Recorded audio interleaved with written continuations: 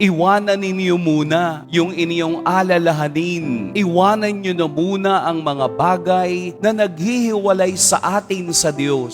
Sapagkat kada linggo o araw-araw, we need to decide and we need to choose the better part. Buti na lang na ipakita ni Maria ano ba talaga ang pinakamahalaga sa buhay. Ang pinakamahalagang ito, ang tayo ay palaging makabilang sa presensya ni Kristo upang tayo'y matuto ng kaniyang aral at ng kaniyang gawa. Huwag nating palampasin, huwag tayong masyadong aligaga sa mga bagay na nawawala. Pero ang pag-ibig ng Diyos, ang biyaya ng Diyos ay patuloy na aagos sa mga taong marunong maupo, makinig at mag-aral kay Kristo. At ito yung gagawin natin sa bawat linggo na tayo'y dumadalo sa misa. Katulad ni Marta, iniiwanan natin at pinipili ang mahalaga. Kaya lahat po tayo ay Maria sa